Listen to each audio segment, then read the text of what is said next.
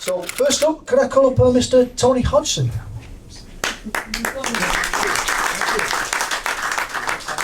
Good morning, everybody. There's nothing like getting the meeting off to a great start by going through a set of accounts. So I can see the excitement in your faces. So I'll try and get through it quite quickly. The accounts were published on our website. Robbie, the secretary, sent you an email. They're in the About section. So if you really want to look at the detail, you can download them or you can look on the website. I'll keep it brief. So our income last year was £3,500. Most of that came from membership fees. As Andy mentioned in previous years, we probably had some income, sometimes £25,000-30,000 income, but that was in the good old bad old days when we were selling protest shirts and hoist and out scarves and things like that, and we built up a fund, an emergency fund, a battle fund. Our expenses were £18,000, so you don't need to be a financial genius to work out we had a bit of a deficit last year. So our deficit was £15,000, which sounds a little bit shocking, a little bit worrying, but it was a conscious decision by the committee to actually spend some of our funds, because through those good old bad old days we built up a fighting fund of about £30,000. It sat in the bank account not doing anything for a couple of years, and we consciously made a decision to do something with the money. So some of the initiatives Andy mentioned, we did the shirts for the Year 2 kids across Blackpool, because where we were coming from, what we were thinking was the club's coming out of COVID.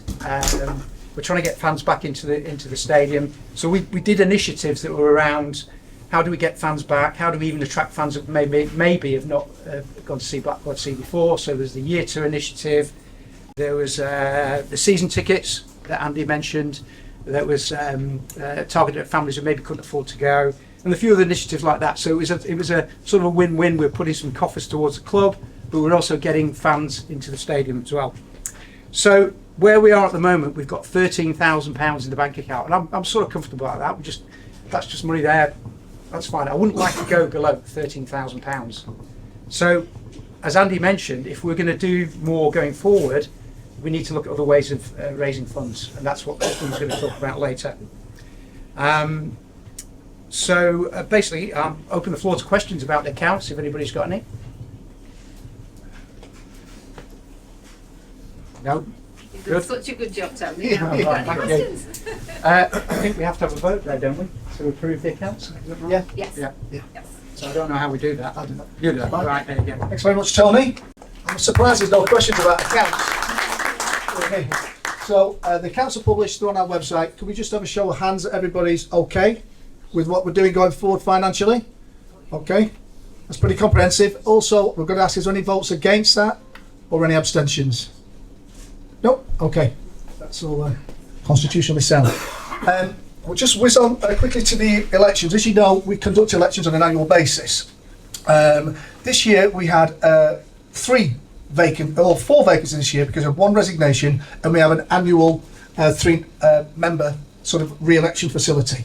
So interesting, really. We're keen as mustard to have an election take place where it's a competition between as many people, but we had, unfortunately, 2 or 3 excellent candidates who wanted to stand, but we just missed the deadline, unfortunately. However, they will be part of the BS team going forward. So, in terms of what happened this year, the 3 candidates that were put up for election, Tony Wilkinson, Francis Charlesworth and Patrick McChrystal, were all really basically sort of waved through, but they need to be re-elected by affirmation of the AGM, basically, today. So if you can just put up your hands if you're in favour of that, or your cards. Yeah, it feels very old school trade union like this, isn't it? It's great. Okay, thank you very much. Anybody against? Oof, no. And any abstentions? No. Okay, so congratulations, you 3, and welcome you back to the committee. Okay, I will now pass over to Ms. Christine Seddon, who looks after the fundraising item on the agenda today. Thank you. Can you hear me at the back? Good. So as you've already heard from Tony, we have reserves, but they are dwindling. We don't have the easy ways of raising funds that we used to have when a certain family were in charge of the football club, but we're still very ambitious about what we want to do. Now, the trust as an organisation, we're having to evolve, we're having to change. We were famous as a protest organisation, but the need to protest is no longer there. We now have a football club that we can not only work with, but that we want to work for as well. And one of the things that we were really, really concerned about in those years that we were all stood outside and not going to games was how we were losing young people. How young people did not have that opportunity to have the links with a club that you would normally have. It is very gratifying to see how many youngsters have come back. There's a couple in front of me who regularly sing about how they're going on the pitch with Gerry 8. And it's great to see, but there is more to be done. And so that's why last year we had the initiative about providing shirts for all the Year 2 children. We actually got into every school in Blackpool, and it was very, very successful. So successful, in fact, that the club and the Supporters Trust are up for a national award for what we did. So I hope that we win it, and we will of course let you know if we have that success. This year we focused on mascots and the mascot packages. We purchased 12 packages for members for you to nominate who you felt deserved it, and we also kept a quarter of them back for local good causes, Home Start being a fantastic organisation that's well placed to know which families are in need. And this is going tremendously well, so well in fact that I would just like to read to you. We've had an email today from Gary Senior, whose grandson was one of the first mascots from the package. I'm just going to read it quickly, and I particularly want Ben and Brett to hear this as well, and I'll try not to get emotional, but this explains why we do what we do. So he wants to give us an update about his 6-year-old grandson Aaron. They live in Wigan, and he was fortunate to be drawn out of the hat for the first mascot draw earlier this season. Before the Swansea game, Aaron had only been to 2 football matches, both home games for the Seasiders. In truth, he wasn't really interested each time after about 10-15 minutes when all his drinks and sweets had gone and he was bored and he wanted to go home. I was about to give up bringing him, which was going to prove to be expensive, junior season ticket in Block N, his own son had been using it because his grandson didn't really want to come. Aaron's lack of interest is now a distant memory after his special day as mascot, where he met the players in the dressing room before the game, played football with a couple of lads from the community trust, went on the pitch with Bloomfield Bear, and even scored a goal in the penalty shootout, got a bag of goodies from the club, met the referee, and lots more. The list is endless. He even took his bag of goodies into school on the Monday after the game and told the class about his day at Blackpool FC. Some of his little friends still don't believe there's a team called Blackpool. Now he nags me every home game to go, and he's got his Blackpool kit and coat on first thing in the morning, ready to do the 80-mile return journey to watch Gary Medine, the goal machine, and the rest of the Seasiders team hopefully win. So he can't thank BST enough for doing the initiative, he can't thank the club enough, and I have to say that we've had other feedback, which is on our website if you want to read any of the stories, about how fantastically well the club look after these children.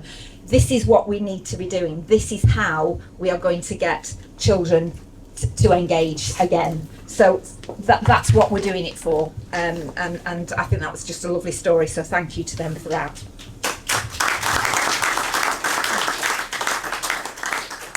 So we want to do this every year, as well as sponsoring season tickets, sponsoring players, like we're sponsoring Jake Daniels this year, sponsoring Blackpool girls and women's teams. Again, this is very important and up and coming, and supporting the BFC volunteers as well.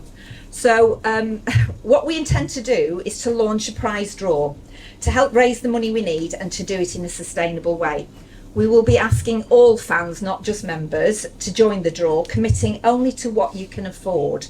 So we start at a minimum of £5 a month for a place in the draw. If you can afford more, you can buy more places. So we have got BST committee members and helpers here today to sign you up if you wish. And we're setting up a website with methods for joining in a way that suits you. So I want to just introduce to you now Ant Summers. Many of you know Ant. Ant was involved with BST from the start. We have co-opted Ant onto our committee. He's the expert in this, so I'm just going to let him say a few words about it. Hi, you're right. Yeah, I used to run goal bonds back when it used to be a thing, so I know a thing or two about this. It's pretty niche, so I'm just going to do all the admin. I'm just going to look through bank statements every month, cross-reference who's paid, who's not paid, put you in the drawer, and then we'll probably do like some sort of live stream to show we're doing it properly. Random number generator will be from Google, but it's all pretty straightforward stuff. But I'm not going to bore you with the details. So that's me.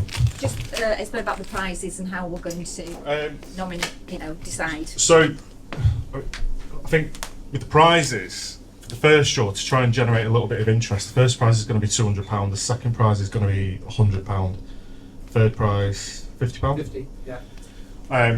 Now, depending on how many people we actually get involved, we might not actually be able to sustain that, I don't think. So it might, I'm guessing it could be reduced to a percentage of, say if you only get 50 people interested, and it's, so... It could go the other way up. It could go the other way. It will go the other It could go the other way. Just looking around the room, that's all, mate. But I'll keep in touch and obviously, communicate properly. Oh yeah, there's a QR code. Yes. There's a QR code. So scan it with your phones, it'll take you straight to the website. You can sign up. It's pretty straightforward, or you can sign up by standing order, whichever's easiest. But we don't really want to be dealing in cash. You know the old gold bond? Yep. What's that top prize? In its heyday, it was £2,000 a week. So surely they ain't got to be to get up there. Yeah, well, we had 30,000 members in Gold Bond back then. Right, so it's a case of doing You might enjoy this. Great Oaks from Little Acorns But Road. if them idiots let you sort of look to build that up, then Yeah. surely we can scratch that. Yeah, yeah. Bear in mind also that half the money that comes in goes out to prizes directly. So it's half It does. the money goes out. But I think we're looking to. We've got a couple of signed shirts, haven't we? We've got various other bits and pieces. I call them money can't buy items because they often mean more than money. Yeah. We used to do like when I was at Stockport. We used to do like signed pictures of the team and of the manager and stuff like that. Are you going to go door to door or is it all online?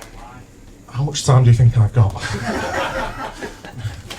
Maybe one day. Who knows? a bit of flooring at the same time. Yeah, maybe. If you could sign up for this, we'd be really grateful. It's obviously going to put money in so we can do more of the good stuff. Yeah. Also, this relates to your friends, your colleagues, your neighbours. We may not be Blackpool supporters. Half the money is going into prizes here. This is a cracking draw.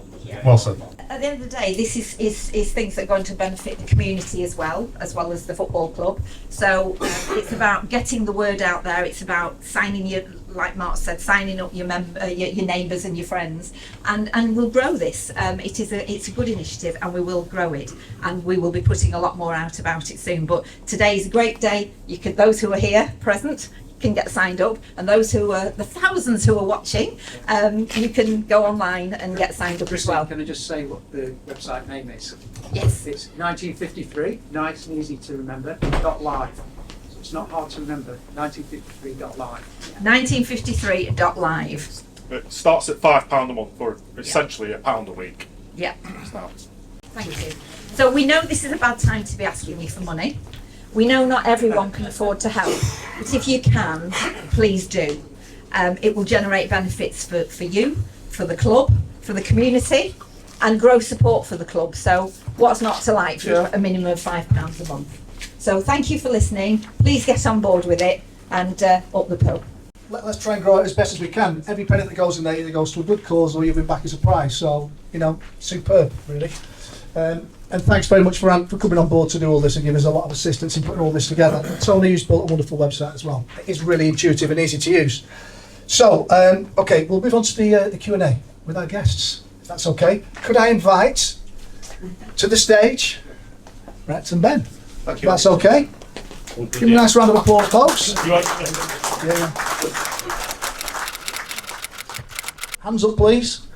And we'll take as many questions as we can in the time available. We're gagging for the training facilities. I'm sure the players are. Can you just give us a resume of where we are, please? Yeah, look, we all hear that. That isn't a spiky question. No. Look, quite rightly, every... Is the microphone working, Was Brett? it? Sorry, Yeah, I think we're just out of range on this one. I was trying not to use the microphone, seeing as I didn't get a microphone this way. So, and as most people know, bullshit Ben can hit the back of. What are you talking about? Hit the back of most rooms.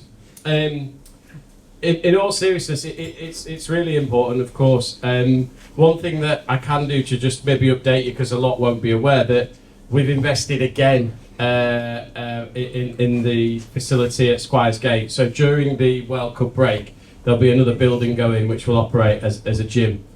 We found that a real sort of issue with the players. So again, Simon will be investing another sort of six-figure sum in the current facility during the November break. In terms of the long-term sort of plan, we are well underway with, if there's surveyors and architects in the rooms or property types, with our sort of RIBA Stage 2 into RIBA Stage 3, preparations for the planning application, and we'll work hard to do that. As I'm also sure we're going to maybe touch on the East Stand at some point in the next hour or so before Brett and I have to leave. And what you're all aware is this is a really challenging time at the moment, and inflationary pressures on building and contractors, and actually getting contractors to quote, is going to be really difficult and challenging. So everyone's intention is to move things forward with the training ground. A lot of money is being spent preparing that, but the cost of that training ground now is looking at sort of, dependent on inflationary pressures and where they go, sort of upwards of £20 million. And that is much different. When I first started looking at sites nearly 3 years ago to the day, but yeah, it is. You know, it was 8 to 12 potentially. Now we're in excess of 20. I think my voice is good enough to carry, but never mind. Gentlemen, in my view, second only to the success of the Supporters Trust with the OO campaign, was the evidence it gave to Nancy Crouch's committee in the House of Commons. It's a forensic analysis of all that's wrong with professional football in this country. And I think on all sides of the football industry, there's been unanimous, pretty well, support for the, I think it's nearly 50 recommendations in her findings. And out of all that, the lobbying that has taken place has been led by fairgameuk.org, a collection of football clubs and people keenly interested to see this legislation come forward. A white paper has been promised now for many months. I'm sure Scott has been doing his best to get it in the hands of the Minister before the Commons. But it needs lobbying, and the Premier League has not been slow in coming forward. Indeed, they are always the big problem for British football. And when you think that a parachute payment club receives as much as the 140 clubs beneath them, I think that in itself says all that's wrong. We need regulation. Of all Blackpool's experience, of course, the Supporters Trust over the years, has been matched with this experience of many other supporters trusts around the country. And I think we all know how many clubs have been in serious financial trouble. What I'm asking really is, will the club join Fair Game? I think it costs £1,000 a year. I think it's small money. And when I look and think today's match, a championship club that is a member of Fair Game is Luton. And I hope that from this meeting, the message might go back to your board that you ought to join and be part of this massive lobbying campaign to get regulation brought in as a matter of urgency. Thank you, David. I think we both could speak for, well, from now till the end of the game, really, about the fan-led review and about the importance of the fan-led review. A couple of quick ones. In relation to Fair Game, I've got a session booked in with them during the World Cup break to understand a little bit more. There was a letter that went out given that I think to sign up as a football club, that needs, you know, board sort of involvement and definitely Simon's involvement. But what I explained to Fair Game in my response and to set up the meeting with them was to say that you've got a club that's like thoroughly engaged in this process, and I think most of you in this room that are engaged in everything connected to the fan-led review know Scott's been a big supporter of the fan-led review, and really I don't, you know, the levelling up of the football playing field, but is it more than that? Yes, it is. You know, I was listening to a club we were playing recently, and their directors were saying we generate £37 million a year, and I can't believe I've got to compete with someone that gets 44 million without any commercial income, which is obviously the parachute payments. The parachute payments are clearly anti-competitive, and it's not right that they get their way. The paper was promised in autumn. You can grill Scott when he's up here next about what autumn means. I think autumn means like September, October, or it did in Hull growing up.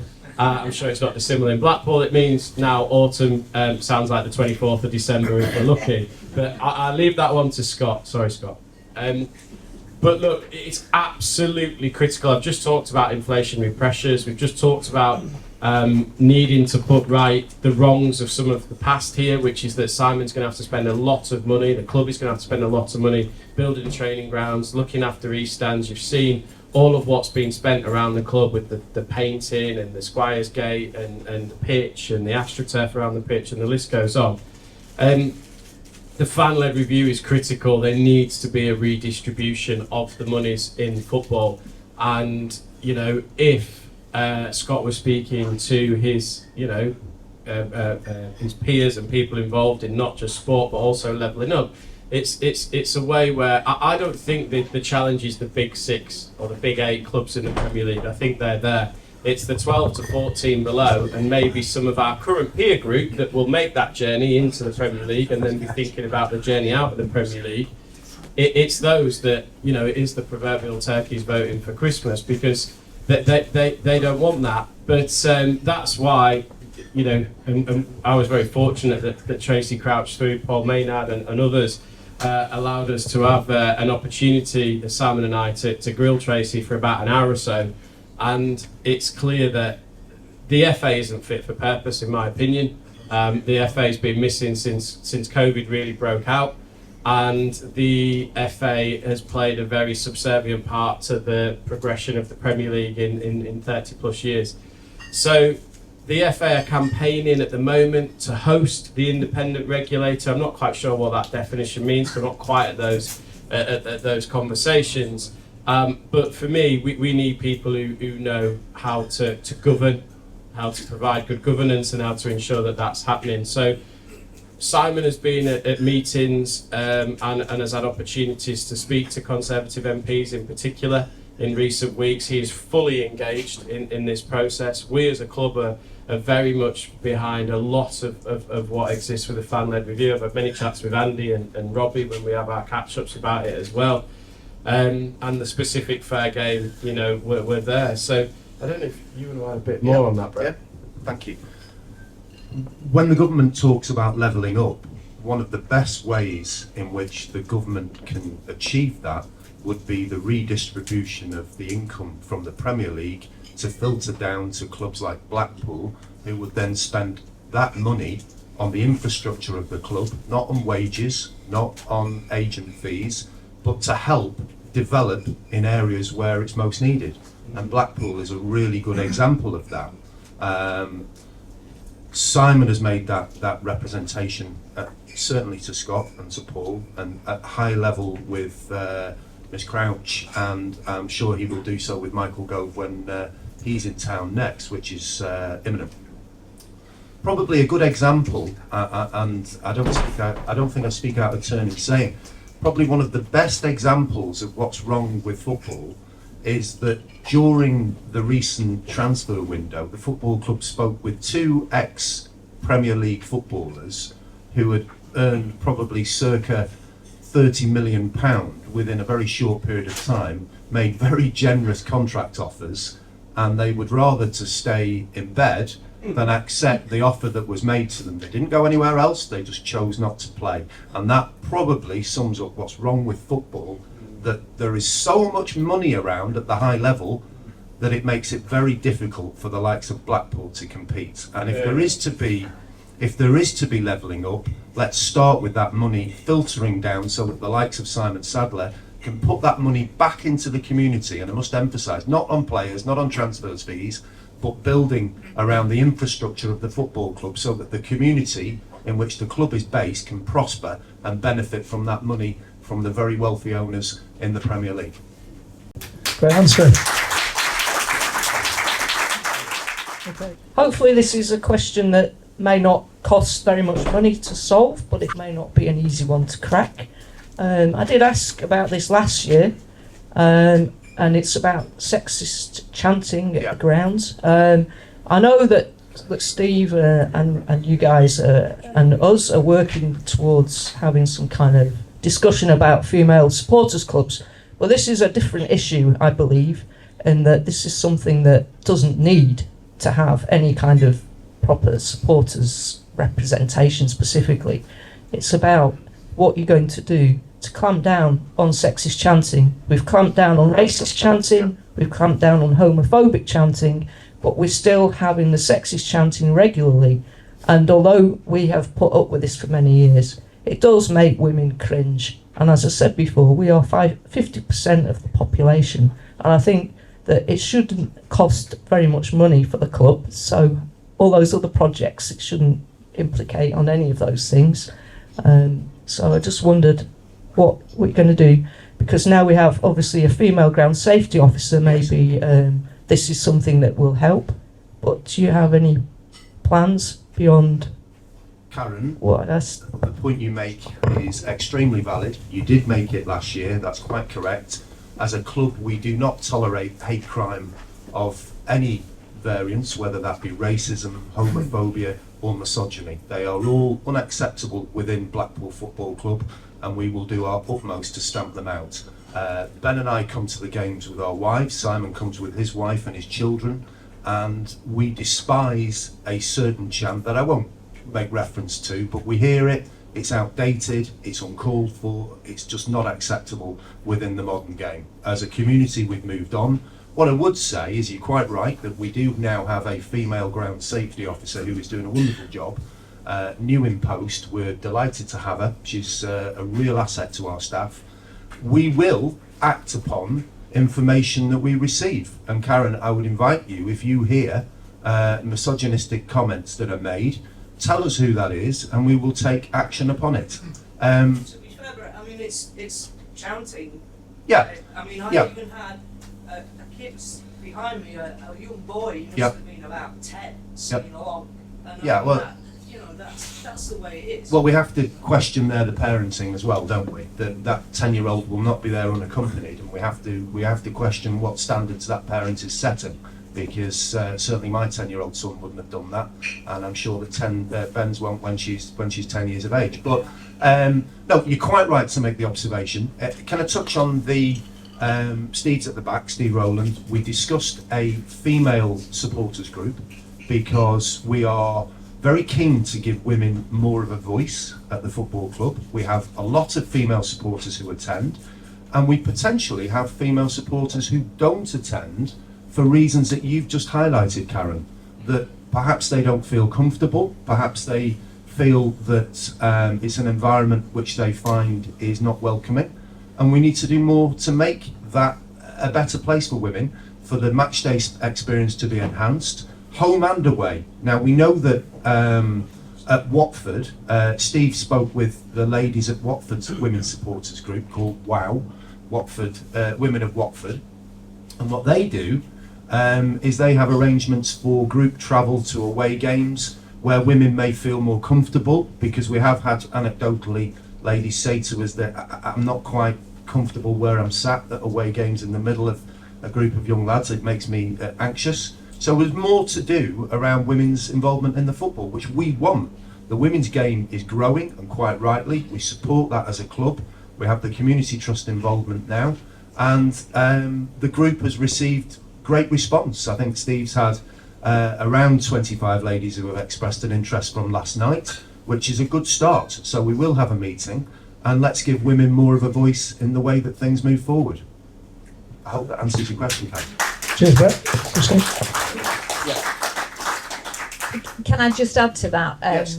As a female fan, but Yeah. possibly not a typical female fan, but it's great to know the club are very upfront with everything to do with inclusivity and diversity, and I work with the FSA as well on female issues, and I'm aware that there's a lot of women who, because I think they didn't play football as a child like most men did, don't have that confidence to be linked to football, and now that things are changing, the women's game is improving. I think that over time that will change naturally. Yeah. My niece's 2 children play every Saturday. They're both girls, and it's part of their life. So I think that will change issues. But I would also say that it's great the club support this and don't accept that kind of misogynistic chanting which has always gone on. But also, we girls have to stand up for ourselves. So it's gone again. And I would also ask for the gentlemen in the ground to also make a stand. We as individuals must take personal responsibility. We need to push back against this antisocial behaviour, whatever it is. The club can only do so much. So if you hear it, challenge it. I certainly do. 100%.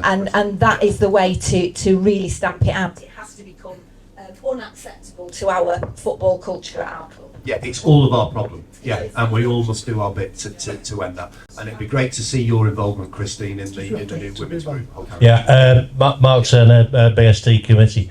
Really pleased and interested to hear what you said about fans-led review and money coming down the pyramid are being used to support community assets at football clubs. We're about to head into a really what could be a cold and long winter for a lot of people. So my question is, and it's a bit of a tee up really, you know, what can the club do with that fantastic asset across the road? I know great things happen in this place, the Armfield, but what can happen at Bloomfield Road to keep people warm at winter?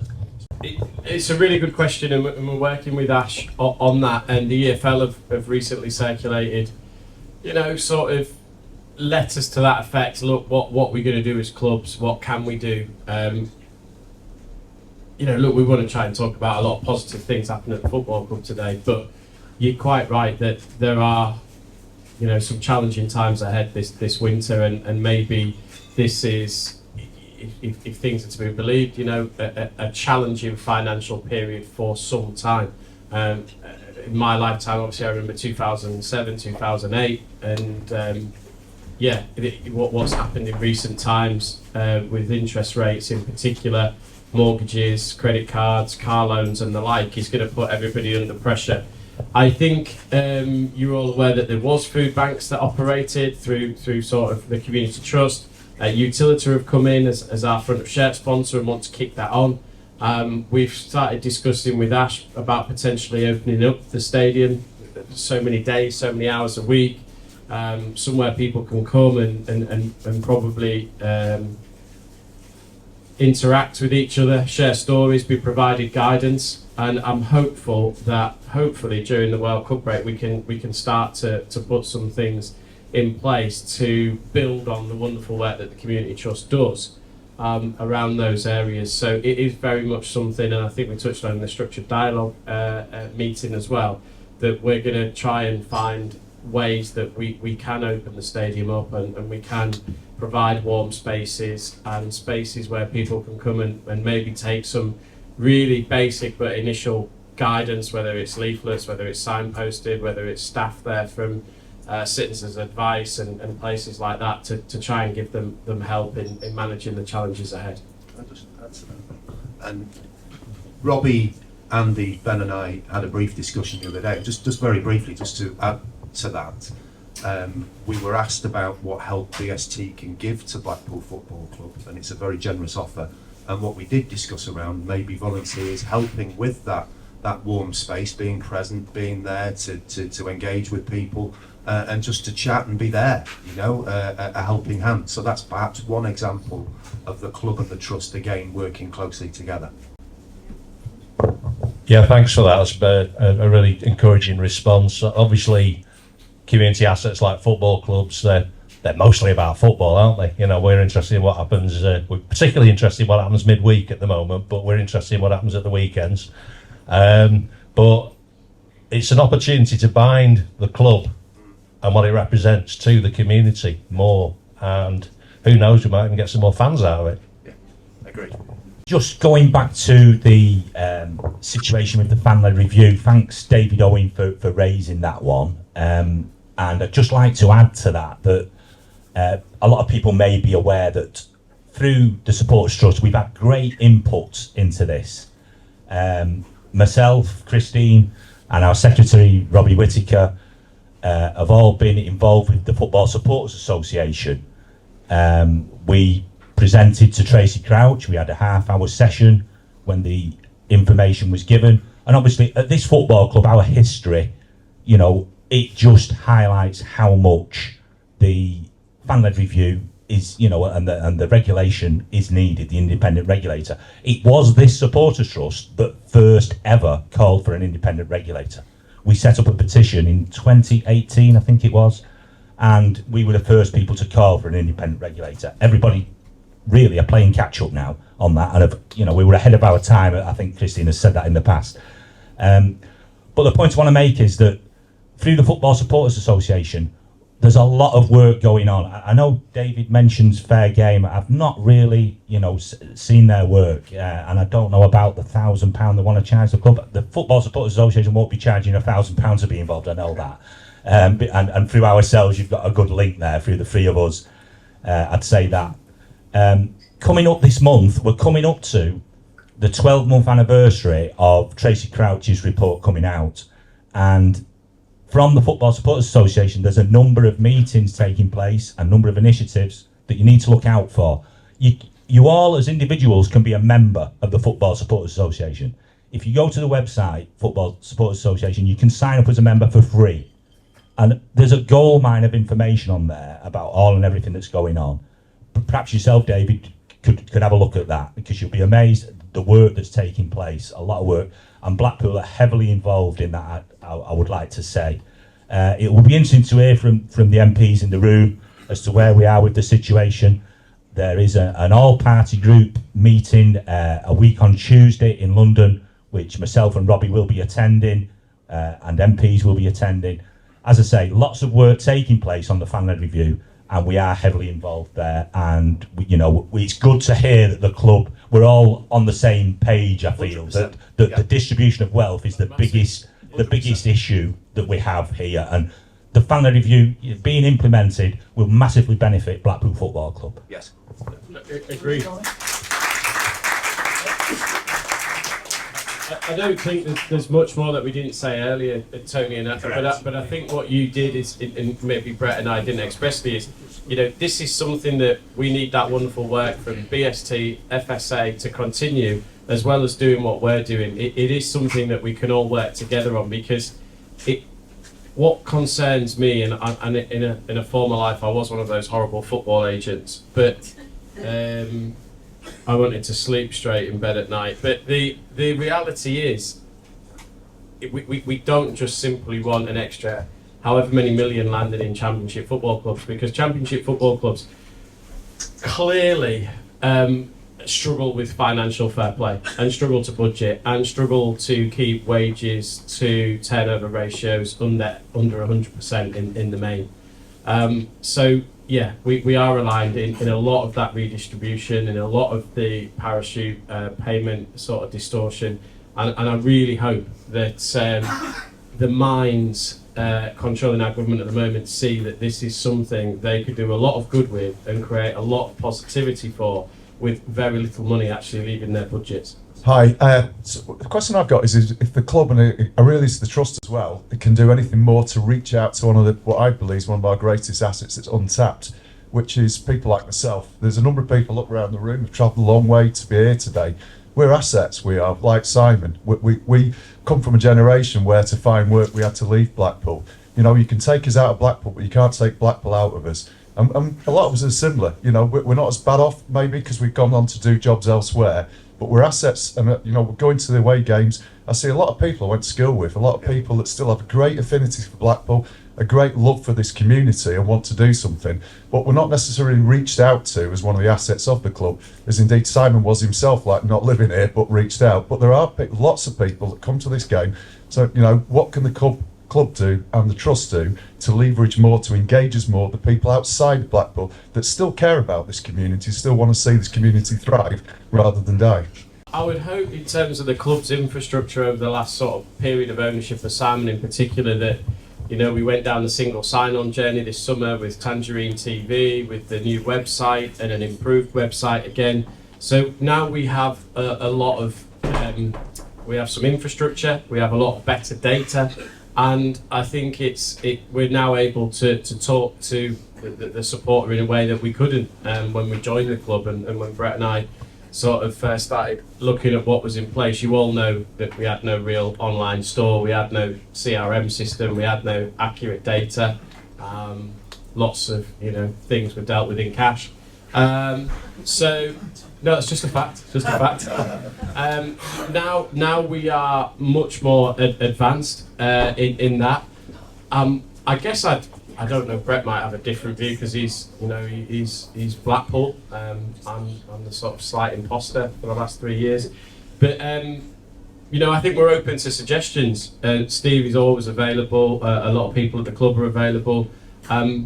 I don't know. You know, occasionally, if we're playing away somewhere, do I travel down on the Friday night and do a Q&A in a pub where we can have a similar number of people? I've mentioned that to Steve before today. I would travel on a Friday, anything to get a night away. But no, in all seriousness, my little one's nearly 2, so those of you will know that's a tough age. But coming back to the point, you know, we could do things like that. So we become a person, a face, a bit like what we do today. Other suggestions we're open to, because a lot of the best ideas will come from meetings like this, will come from exchanges with you at various events, and will come from the floor. So I think we're now able to communicate better. We have the infrastructure to communicate better. We have a lot better content. I think you know, things like progressing with a Radisson Hotel, with Puma on the front of our shirts. We're getting there. There's a lot that's happened in the last 3 years, courtesy of the hard work put in by a lot of people in this room to sort of start the bright future. So I guess I'm going a little bit over to you, but I think yeah. I think the point there, just to pick up on what Ben said, is talk to us. You know, we are always open. You can always contact us. I speak to lots of people about various ideas, and if the idea is valid and we can take it forward, we will do. So please speak with Steve, arrange a meeting, and we will do what we can to make things better. I take your point 100%. At away games now, we see the Manchester Seasiders flag. That's a group that's growing and growing. And you know, your point you make is valid. A lot of our kids get degrees now and they don't come back, you know, but they remain Blackpool fans. I talk about my own son. You know, he will always be a Blackpool fan, but he's probably unlikely to return to Blackpool. So it's a very good point you make. So let's discuss it and let's see what we can do that's constructive.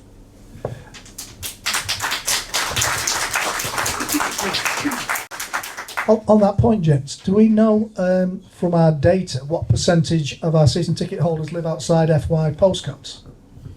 Yeah, we have various data exactly within FY postcodes and with outside. So no, we do have a lot of information now. So approximately how many live outside FY, would you say? I honestly couldn't tell you an answer, and I'd hate to be drawn. I promise we'll feed it back to Steve or to any BST representative. Would it be an interesting one, wouldn't it? Yeah. As regards other clubs as well, really, because I bet the diaspora of Blackpool fans is pretty significant, isn't it? It is. Look, a lot of our fan base come within 30 miles of the stadium, but no, we've seen a lot of interaction now. We have over nearly 20,000 accurate data records. When we started the journey towards Tangerine TV and our digital sort of journey with the new website and the improved website, there was over 300,000 touch points with our website for various reasons. Some people are just coming to Blackpool, some people, family, who knows why 320,000 plus people a year look at our website. But we are growing an understanding and a better understanding of that, because as I'm sure you all sort of understood what I was saying earlier, we inherited very little data. Yeah. Great. Just on that point, Andy, there, just as an aside, a couple of our players visited Polton after the Preston win, and they were made very aware of just how many supporters we have in Polton. I think they were quite shocked, actually. So Yes. that's a hotbed. Oh, good shout. Next question. I recognise as a club we're only 1/72nd of the EFL, and therefore our influence, I suppose, is limited. But frankly, going to games now, I'm sick of the level of diving and the quality of refereeing. I know referees get a hard time. I know. No, they don't. Not enough. Yeah.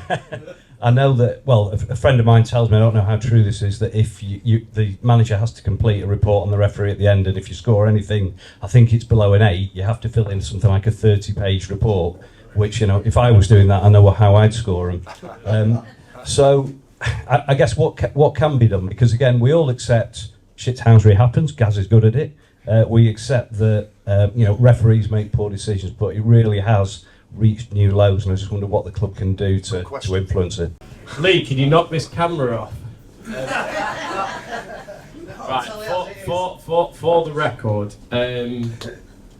The camera's off, I think. Is it? I am an absolute nightmare. I hate losing. Brett is absolutely brilliant. He says well done to everyone, he welcomes everyone. Everyone leaves with a wonderful impression of their trip to Blackpool. I can just sit there with a face like a slapped arse.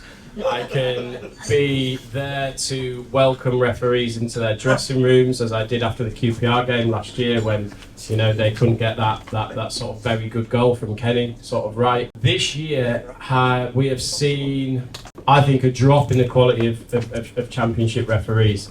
Now, God, I could really talk to them at 5 o'clock on referees.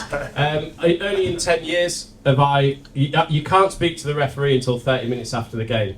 At 26 minutes after the Sheffield United game, the referee was trying to get down the tunnel, at which I said, oh no, I'm waiting another 4 minutes till I can speak to you. And he said, what are you speaking to me for? Because I daren't let any other staff in to speak to you.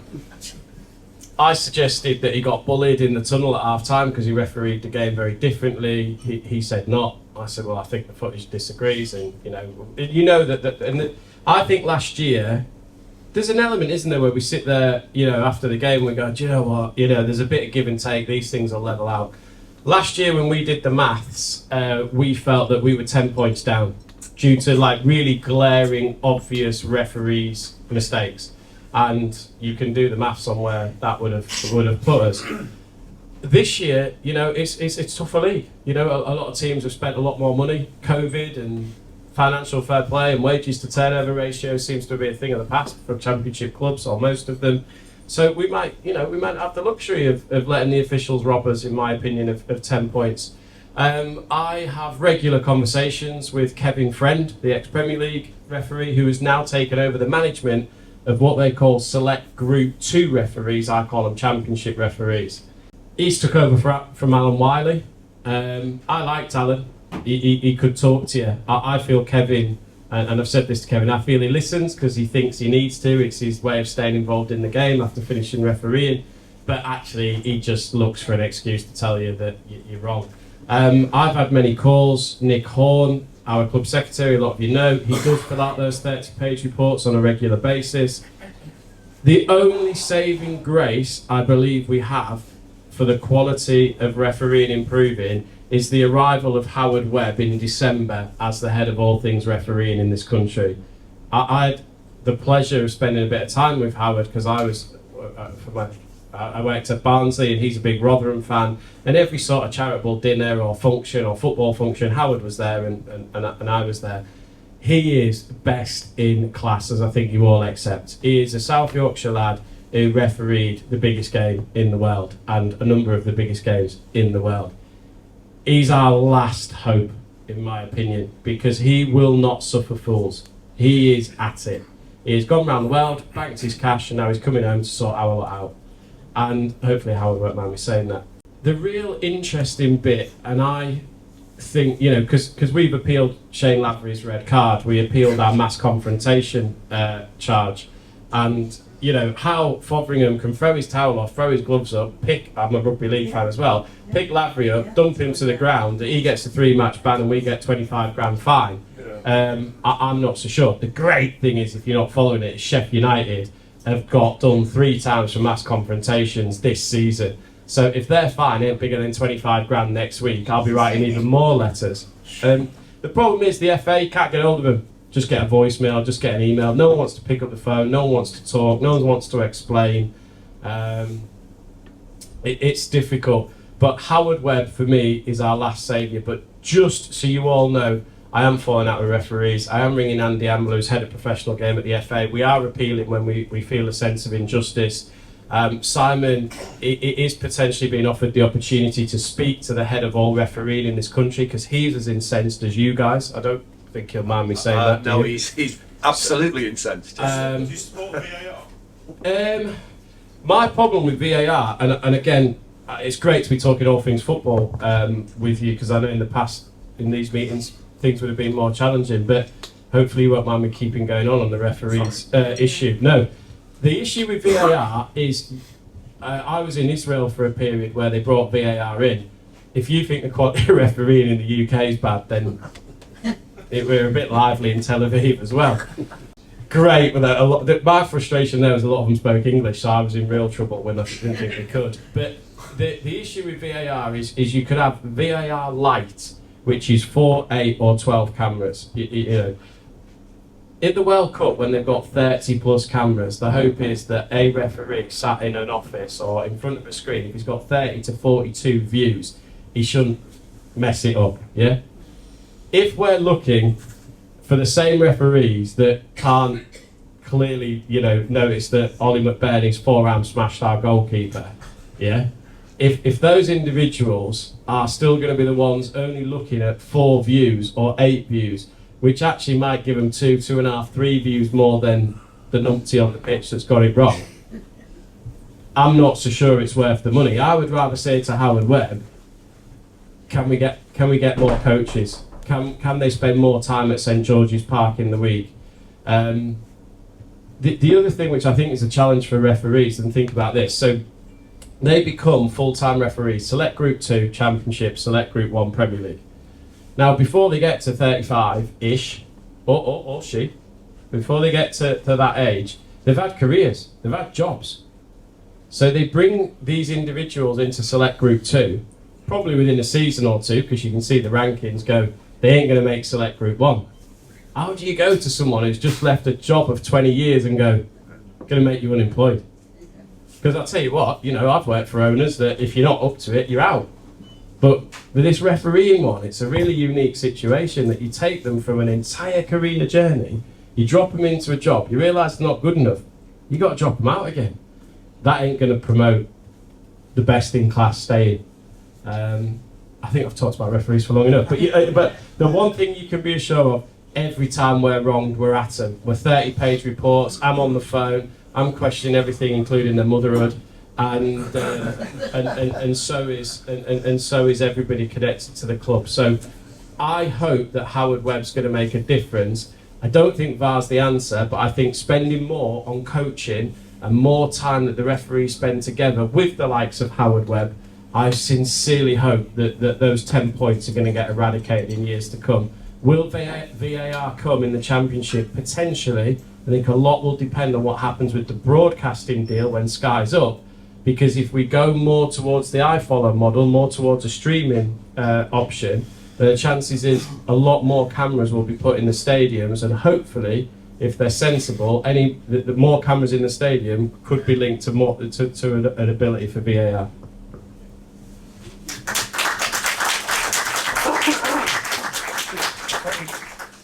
Ladies and gents, can we all put our hands together, please, for Brett and Ben today? It's been an excellent session. Really enjoyed it.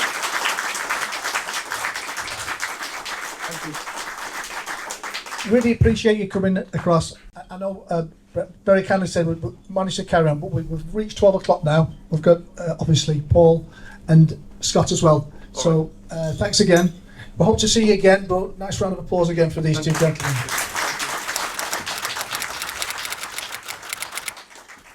I'd like to invite up Paul Scott and Paul, our two local MPs. If you came to last year's AGM, you'll be familiar obviously with Paul. He made I thought, a truly excellent speech off the cuff. He just gave him the microphone and all the parliamentary stuff came out. It was excellent. Tangerine, it's got to be. It's got to be tangerine. So, yeah, sort of in terms of the agenda, we thought it'd be a great opportunity to meet with our two MPs who have been advocates for the Supporters Trust in Blackpool Football Club and the Houses of Parliament, give a bit of an update in terms of where everything is. So I said we're just on 12 o'clock, so if we look maybe for about 15 minutes or so between you two guys, is that okay? What do you prefer to do? Do you want to make a bit of an introduction, just say a few words about it, or just take questions from the floor? Yeah, happy to say a few words about where we are with fan-led review and then take Great. it from there, if that's Good. okay. Firstly, thank you for Andy and the Supporters Club for inviting Paul and myself here today. Great opportunity to update you on the fan-led review. Also, thank you to you and your team for the hundreds of hours you spend running the Supporters Trust as well. Absolutely integral job, not just to support the football club, but to support the community as well, as we've seen over the last 10 years. So thank you for all of your efforts behind the scenes as well. So in terms of where we are up to with the fan-led review, it was first published last year and the government have had 12 months to bring this into effect. We haven't so far, but the government have communicated the fact that they agree wholesale with the recommendations within that review. So what are the recommendations briefly? Well, effectively it has two twin aims. The first is to really grasp the nettle on financial regulation of football clubs, hence why we're bringing in a new independent regulator, new owners and directors test to make sure we can't have idiots running football clubs like we've had in the past. New stronger governance arrangements as well. There are also measures in there for a greater voice for fans, so we'll have a shadow board essentially to make sure that fans are at the heart of football clubs and can communicate their ideas across. There's also elements in there about heritage, preserving those within football clubs so we can't have ridiculous situations like Cardiff had where an owner forced them to play in red rather than blue, or like Hull City had where the owner wanted them to be called Hull Tigers. So all of those parts are integral to the review. But I think as Brett and Ben said before, it's one thing having greater financial measures to control expenditure within football clubs, but ultimately we need a fairer settlement between the Premier League and the English Football League. So I've spoken to ministers at length over the last 12 months about fan-led review. If it wasn't for the issue about agreeing a fair and transparent financial settlement between the Premier League and the English Football League, this would have already been a done deal. Would have taken this through Parliament and it would have happened. The fly in the ointment has been the fact that the government don't necessarily want to get their hands dirty and dictate to the EFL and the Premier League what that financial settlement should be. So the government were clear in the spring. They gave the Premier League and the EFL until the end of the summer, effectively the start of the football season, to come up with a deal. That deadline has now passed and the government has a key decision to make. It either forces the Premier League and the EFL to come up with an arrangement, or it will come in and do that themselves. And I think from speaking to ministers, we are now at that point. If you believe some of the press speculation, they are actually close, the Premier League and the EFL, to reaching an agreement. There's been all sorts of stories about reforming not just the financial settlement, but the League Cup, FA Cup replays. All of those things could be parts of a new agreement between both structures. So I suspect very strongly before Christmas we will see movement on this. The Secretary of State for Culture, Media and Sport and the Sports Minister has a meeting for all MPs on Monday at 6 o'clock. I'm going to that, I think Paul is as well. So it's pity that meeting wasn't a few days ago, because we could have come here and have told you exactly what the story was, but it's just disappointing. We'll find out on Monday now instead. So Paul and I will be able to say a lot more next week on this issue. I've spoken in Parliament about this on 11 different occasions. I asked a question a couple of weeks ago about this as well, about the exact stage of the discussions between both organisations. but the delays have been absolutely unacceptable.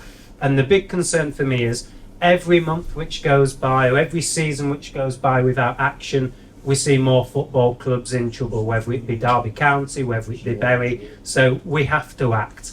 And I think Ben and Brett had a very good point when they spoke about this is essentially levelling up. You'll have heard about the government lecture people about what we're doing to level up people's life opportunities across the country. The football element here is the fact that we recognise that football clubs, especially in working class areas in the North and Midlands, are at the heart of their community. And we need to make sure they're sustainable for the long term.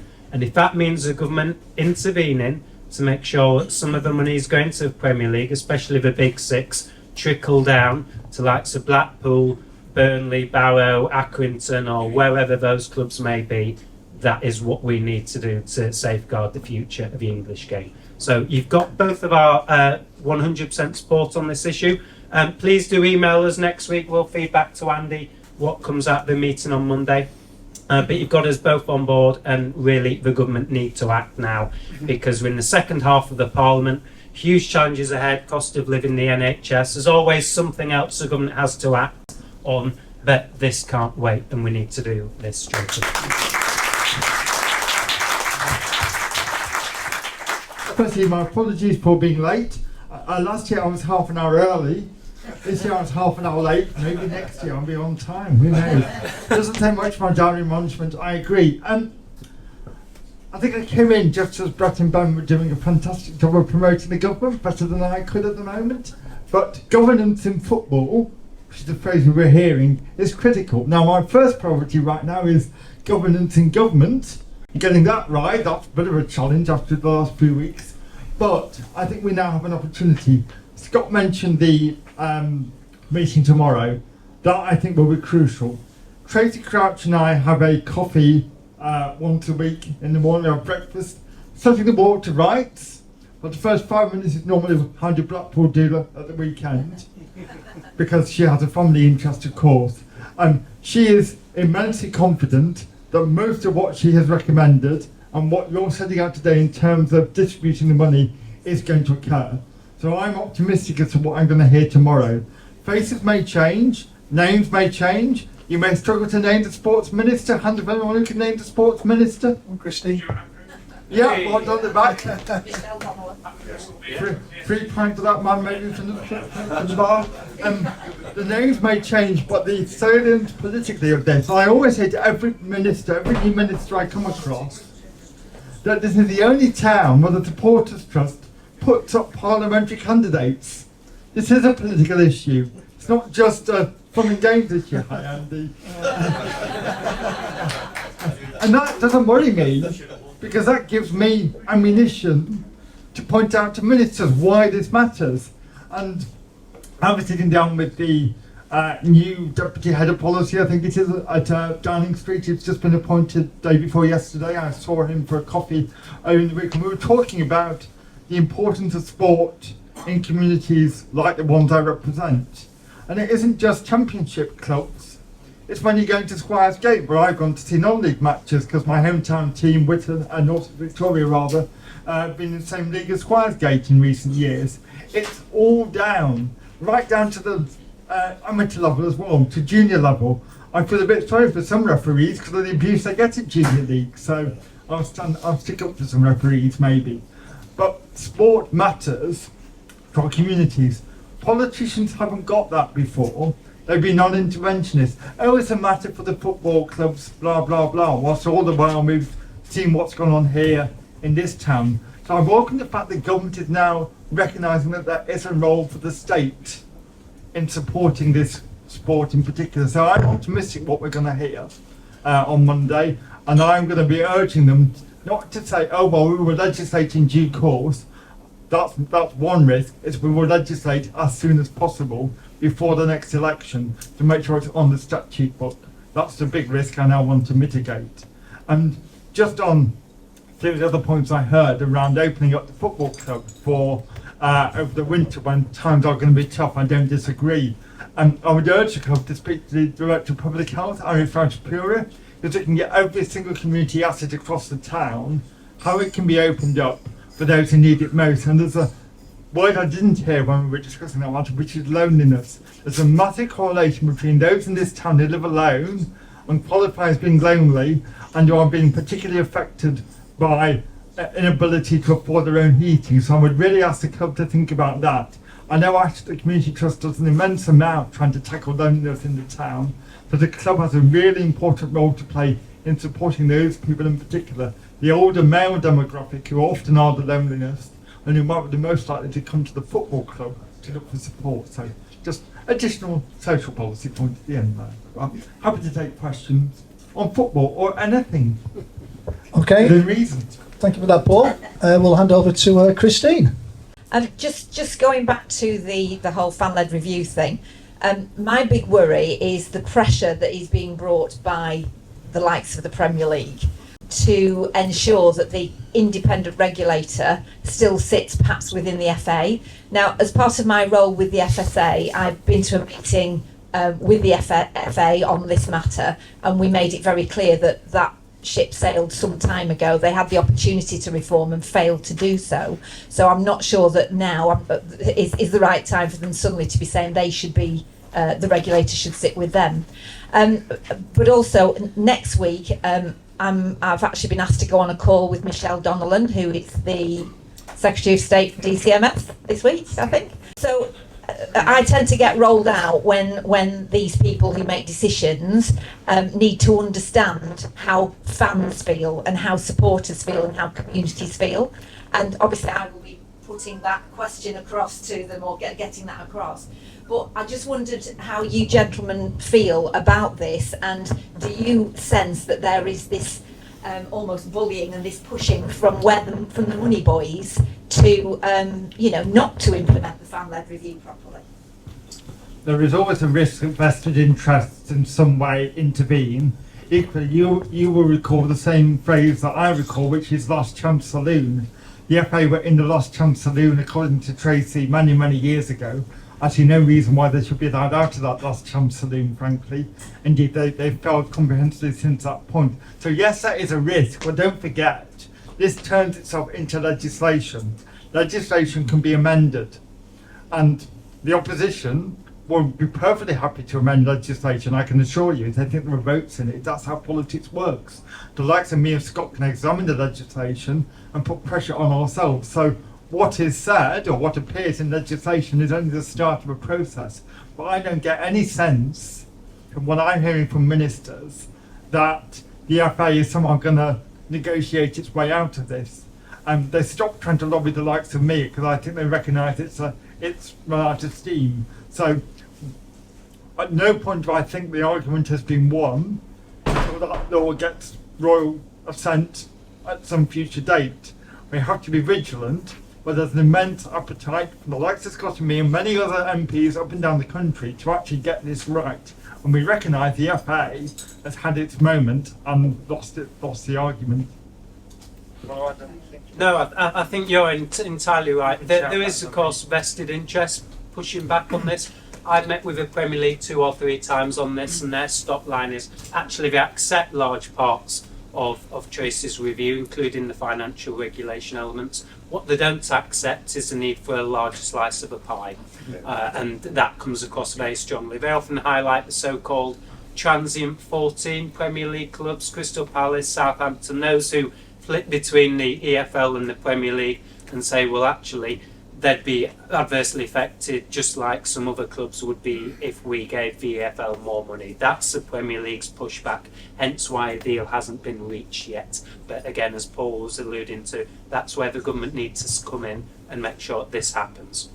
Because frankly, we could be waiting until we get the World Cup back in England in 50 years' time before the Premier League will voluntarily hand over more. So the women will do that. Thanks, Scott.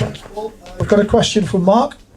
Pleased to hear about the firm views you have on money coming down the pyramid. Money's obviously important. Paul, you came in a little bit late, but we've launched today the 1953 sweepstake.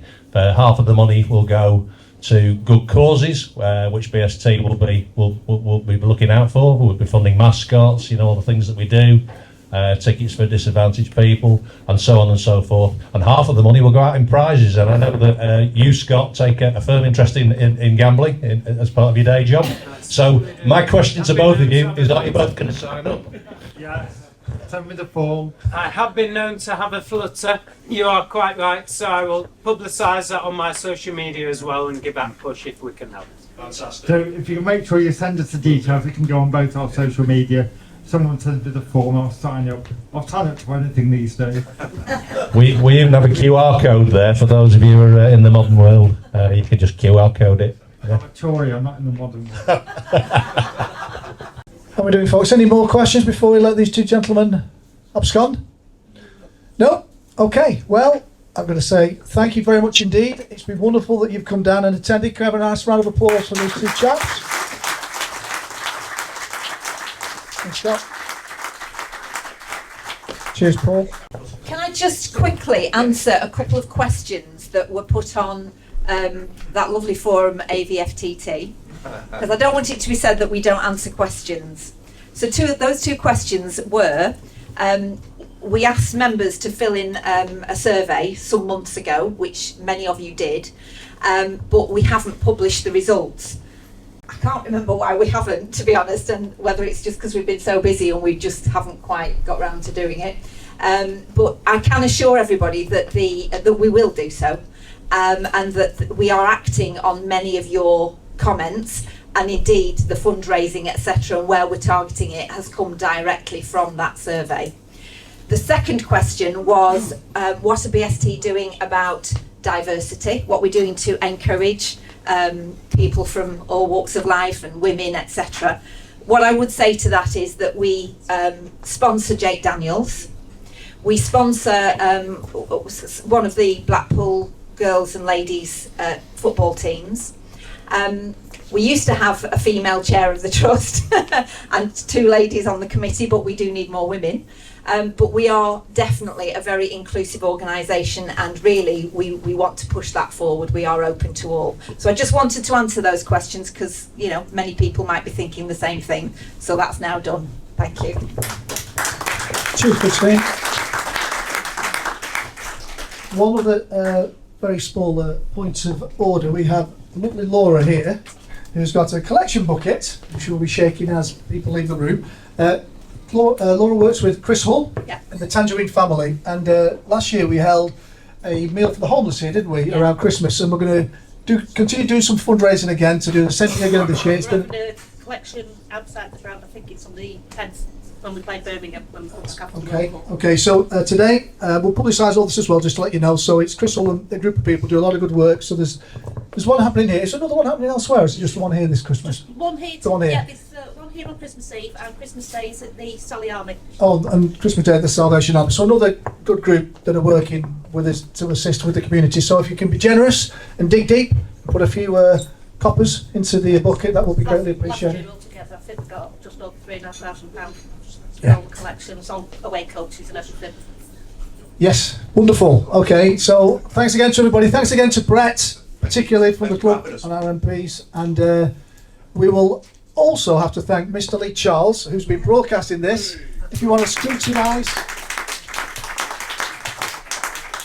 or go over any of the questions that have been asked, or see yourselves up there on YouTube. That will all be on Lee's channel with his new multi-dimensional setup. He's very excited about, which cost him 1,200 quid, didn't it, Lee, you told me? Yes, it did. Yes, he did. So thanks again to Lee. So have a great day. Up the pool. 3 points. Thanks everybody for coming. Cheers.